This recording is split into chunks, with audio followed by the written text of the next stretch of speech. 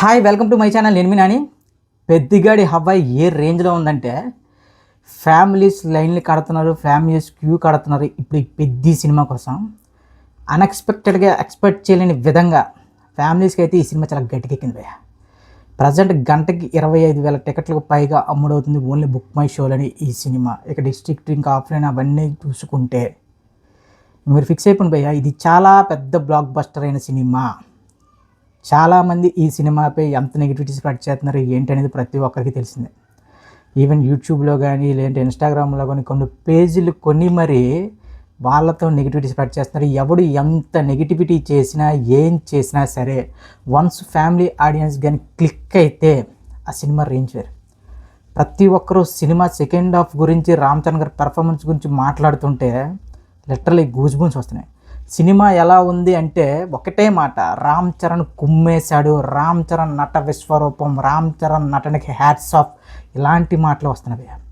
ఈ మధ్యకాలంలో ఒక నటుడికి, ఒక యాక్టర్కి ఈ టైప్ ఆఫ్ అప్లాజ్ అయితే ఏ హీరోకి దక్కలేదు ఇండియా వైడ్గా. ఇది కేవలం రామ్ చరణ్ గారికి దక్కిన గౌరవం.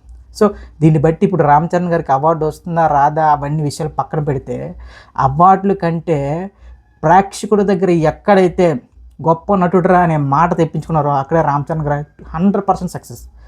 అసలు బుచ్చిబాబు అనే వ్యక్తి రెండో సినిమా రామ్ చరణ్ గారిని హ్యాండిల్ చేయగలరా అంటే, ఏదో రొటీన్గా ఒక కమర్షియల్ సినిమానో ఒక ఎలివేషన్స్తో ఉన్న సినిమా ఈజీగా తీయచ్చు రామ్ చరణ్ లాంటి యాక్టర్తో. కానీ బుచ్చిబాబు అనేవాడు అలా కాదు.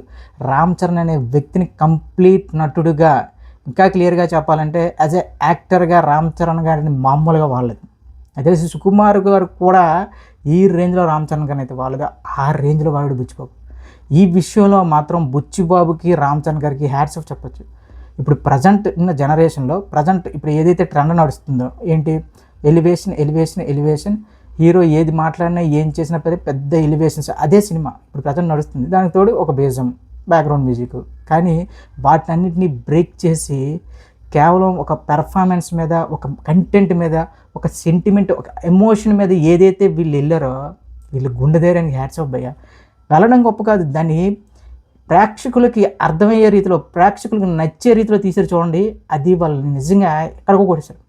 ప్రతి ఒక్కరూ సెకండ్ హాఫ్లో ఆ మస్సా మస్సా సాంగ్ ఒకటి, నెక్స్ట్ ఇంకా క్లైమాక్స్ టు ప్రీ క్లైమాక్స్ ఆ 40 నిమిషాలు స్టన్ అయిపోతున్నారు. ఏంట్రా అసలు ఒక స్టార్ హీరో ఇలాంటి క్యారెక్టర్ చేసి మెప్పించడం అనేది ఇండియన్ స్క్రీన్లో ఇప్పటివరకు జరగలేనిది, జరగబోదు కూడా, ఓన్లీ రామ్ చరణ్ గారికి చెల్లింది అంటున్నారు.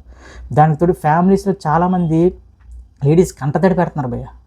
లిటరలీ ఎలా ఉందంటే ఈరోజు థియేటర్ దగ్గర సినారియో మొత్తం నాకైతే ఫ్యామిలీస్ చాలా విపరీతంగా కనిపించారు. సో దీన్ని బట్టి ఈ సినిమా లాంగ్ రన్ అనేది ఎప్పుడు ఊహలకి అందని విధంగా ఉండబోతుంది. ఇక నార్త్ బెల్ట్లో నిన్న ఈవినింగ్ షోస్ నుంచి మనం మాట్లాడుకోవాలి క్లియర్గా. నిన్న ఈవినింగ్ షోస్ నుంచి అనూహ్యంగా సినిమా వేరే లెవెల్కి వెళ్ళిపోయింది. నిన్న నార్త్లో నిన్న అయితే మార్నింగ్ షో ఇవన్నీ కూడా మామూలు ఒక యావరేజ్లో వెళ్ళే, కానీ నిన్న evening first show second show నుంచి అయితే టాక్ మొత్తం వేరే లెవెల్లో ఉంది.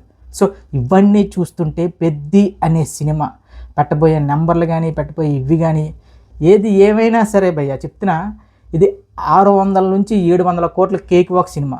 ఇక 1000 కోట్లు కొడుతుందా, 1200 కోట్లు కొడుతుందా, 1800 కోట్లు కొడుతుందా, 2000 కోట్లు కొడుతుందా అనేది ఈ సోమవారం నుంచి నెక్స్ట్ ఇంకొక 2 రోజుల్లో క్లారిటీ వచ్చేస్తుంది. కానీ పని కట్టుకొని కూడా అంతే. చూడండి రామ్ చరణ్ అనే వ్యక్తి ఎలాంటి వ్యక్తి, అలాంటి వ్యక్తి మీద పని కట్టుకొని బాగున్న సినిమాని కూడా ఇష్టం వచ్చినట్టుగా రివీల్ చేయడం, ఇష్టం వచ్చినట్టుగా మేమ్ పేజ్ క్రియేట్ చేయడం, ఇష్టం వచ్చినట్టుగా ఇన్స్టాగ్రామ్లో రీల్ చేసి ఏవో చేస్తున్నారు. కానీ వాళ్ళకి చెప్పే సమాధానం ఏంటంటే, బాగున్న సినిమాని ఎప్పుడూ ఆపలేడు, బాగులేని సినిమాని మనం ఎంత లేపినా లేదు. కానీ ఇప్పుడు రామ్ చరణ్ గారు కొట్టిన ఈ దెబ్బ ఏదైతే ఉందో చాలామంది హీరోలకి వెన్నులో వణుకు పుట్టిస్తుంది. ఎందుకంటే మనం హీరోయిజం మీద వెళ్ళిపోతున్నాం.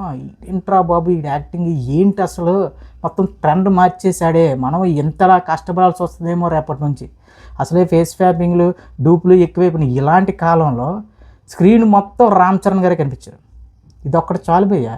ఇక రెగ్యులర్గా నాకు తెలిసి ఒక దంగల్, ఇక మన ఒక సుల్తాన్ లాంటి సినిమాలు చూసిన తర్వాత కూడా పెహల్వాన్గా రామ్ చరణ్ గారు మెప్పించారంటే అని ఏ రేంజ్లో కష్టపడినట్టు ఒక్కసారి ఊహించుకోండి.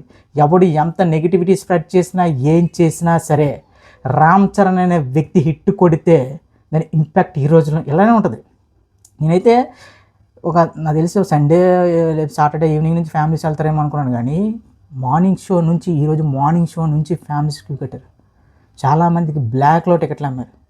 ఇవన్నీ చూస్తుంటే ఇప్పుడు పెద్ది అనే సినిమా ఎప్పుడు ఎంత అరిచి గీపెట్టుకున్నా ఏం చేసినా సరే, ఇంకా క్లియర్గా చెప్తున్నా, ఆ బార్బులని రావణని ఎవడెవడో ఏవో వీడియోలు చేస్తున్నారు, పిచ్చి పిచ్చి వీడియోలు. వాళ్ళందరికీ చెప్పేది ఏంటంటే, రే మీకు ఇదే సినిమా ఒక కన్నడంలోనో మలయాళంలోనో వస్తే hero performance excellent, mind blowing, unbelievable, ఇది అది, అసలు తెలుగులో ఇలాంటి సినిమాలు ఎందుకు రావు, అది అది అని నొక్కేసుకుంటారు కదా.